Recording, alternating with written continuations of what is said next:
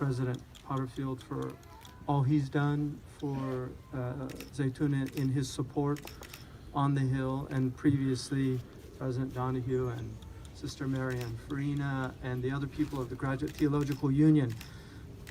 What's happening in Berkeley, in some ways Berkeley is the canary in the coal mine. It tells us where we're going. I always say, George Bernard Shaw said when the end of time comes, he wanted to be in Ireland because everything happens 50 years later. But the worst place to be is California because everything happens 50 years earlier here. So you kind of know where you are in terms of where things are going in our country, because we started the organic food, which is now all over the country and all over the world, and we started even the alternative energy. We had the first major solar panel field right down the road. So it's fitting that the first Muslim liberal arts college should be in this state, and hopefully there will be others to follow. One of the things about the liberal arts is really it's an education in beauty. One of the things about traditional liberal arts colleges is they never read secondary literature, they never read second-rate literature, they always read the best. And the reason for that is that they wanted to accustom the students to the greatest expressions of human thought, both in its form and its content, because a lot of people don't recognize that form and content are both really important. One of the signs of our modern culture is vulgarity. There's just a lot of vulgarity out there. And people have lost a sense of beauty, and for me, religion is a beautiful thing. There's a lot of ugly religion out there, but it's not really religion, it's the failure of religion. The prophets were beautiful people. They were physically beautiful, but they were also deeply spiritual, and they cared about people. They cared about the poor people. Most of their followers were poor people. Most of their followers were disenfranchised people. Among the slaves, the early Christians were all very weak and poor people. They weren't from the aristocrats and the elevated classes. And that's where religion traditionally thrived, and religion tends to be a source of renewal for people. When you look out there and you see a lot of nihilism and relativism and atheism and all these things, if you know history, you know that history has its ebbs and flows. It has its valleys and peaks. And this is a difficult time for religion generally, but it's also a good time because hedonism does not sustain people. People will never be satiated by the world. We have a tradition of Jesus in the Muslim tradition that says that that those who seek the world are like those who drink salt water. It just makes them thirstier and thirstier. It never quenches them. One of our great mystics said, "Kullu ma tahwahu mawjudun fi dhatillah." Everything you desire is there with God. And I think this is what we need to remind people about, that come again, like Rumi says. The gospel says, "Come, all you who are suffering, and you'll find solace." And people are suffering out there. There's a lot of suffering going on. Marx is noted for saying that religion's the opiate of the masses, but he didn't actually say that. What he said was that religion is the sigh of the oppressed. It's the heart of a heartless world. It's the opiate of the masses. In other words, it numbs their pain, because the world is a painful place. It was designed in many ways to be a painful place because it's not our abode. We're actually aliens here. We're not meant to really ever be comfortable here, which is why we get things like bone spurs, just to remind us that the body, a toothache comes, an eye ache. We get all these pains because God really does not want us to be comfortable here. And so just give up this pursuit of comfort, because it is a pursuit that you will never arrive at. You'll never achieve it. And so instead of religion now, they give people real opium to numb their pain. They used to have religion, but now we have a nation of people that are seeking to alleviate their pain through real opium. And opium is a great blessing to remove pain in surgery and things like that. I actually once had fentanyl and had a spiritual experience on that drug. It wasn't a street drug. I broke my arm and they gave it to me in the hospital.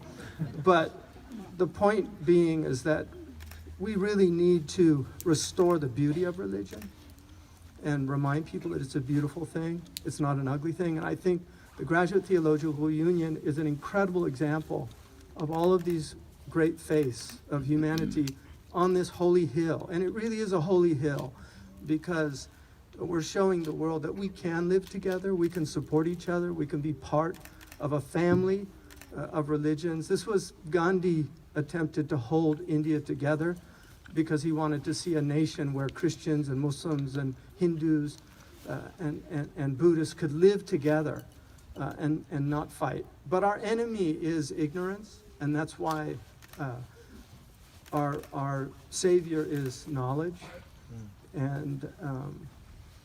And the problem with ignorance is you can remove ignorance, but when it has a strategic alliance with stupidity, it often becomes a really difficult thing to deal with. So we've got a lot of stupid religion out there and stupid, I mean, we all do stupid things to humble us, but unfortunately some people, it becomes a bad habit doing stupid things.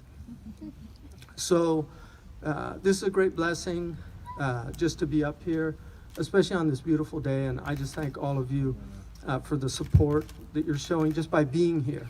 And I really hope that we can live up to the aspirations of our community to making this place a real place of learning and a place of beauty and a place of tradition. You know, tradition, the best of what the past has left for us, conserving the best of the past, and grappling with the problems of tradition that each generation has. And just in conclusion, I just want to remind all of us, those of us who are Muslims, the thing I've always told people at Zaytuna is don't make any claims. One of the things about claims, the worst thing about claims is that we have a qaida that Sidi Ahmed Zarruq said, if you claim something that's actually yours, God will remove it from you because you claimed it. If you claim something that's above your rank, he'll expose you with scandals. So always claim something less than what you have, and he'll elevate you to a higher station. And we have the 11th hikmah of Ibn Atta'illah. He said, أدفن وجودك في أرض الخمول فما نبت مما لم يدفن لا يتم نتاجه. Bury your existence in the earth of obscurity, because nothing will grow that hasn't been buried, and the fruit will not be complete. So let's just stay as humble as we can, and humility is a beautiful English word that comes from the Greek humus, which is the soil of the earth. The Prophet ﷺ said, كلكم من آدم وآدم من تراب لا فضل لعربي على عجمي ولا لأسود على أبيض ولا لأبيض على أسود إلا بتقوى. And in a riwayah, ليست العربية من أب ولا إنما العربية اللسان. He said that all of you are from Adam and Eve, and Adam and they're from earth, turab. And then he said there's no preference of an Arab over a non-Arab or a black over a white or white over a black, except in piety. So may God give us piety. May he bless this place. May he bless all of you. May he bless our country and restore us to sanity and to intelligence. May he give wisdom to the people that are put in positions of power over us. And may he guide our municipalities and our mayors and our police force. And may he forgive us our transgressions and our wrongs. And may he bring peace and sanity to places where there's war and insanity.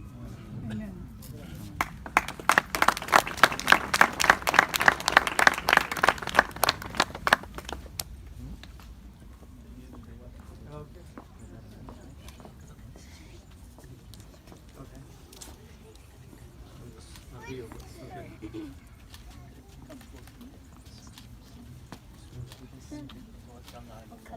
الله بسم الله الرحمن الرحيم وصلى الله على سيدنا محمد بسم الله Allahu Akbar. Hey, cut this one too. For those who didn't get the pictures. It was so nice. Let's do it twice.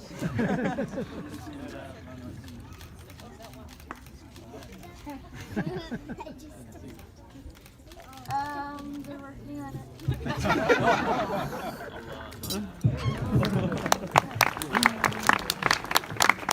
Assalamu alaikum. Jazakumullah khair. Please continue to visit with us in this campus and enjoy, and inshallah we'll see. And also come and picnic. Actually, the neighbors, we have many of the neighbors that come and walk their dogs and come around. Please make sure to make this your home, and welcome to everyone. Jazakumullah khair. Assalamu alaikum.